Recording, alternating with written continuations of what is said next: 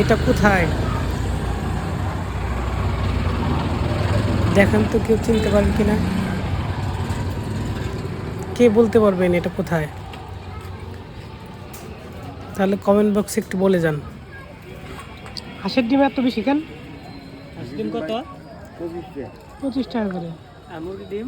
মুরগি 15 টাকা। এটা 15 আবার দেশিটা 25 টাকা। এটা ভাই 80 টাকা কিলো নাকি? কি হাঁসের ডিম?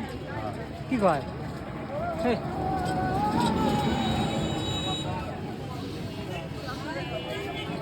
হাঁসের ডিম 80 টাকা কিলো?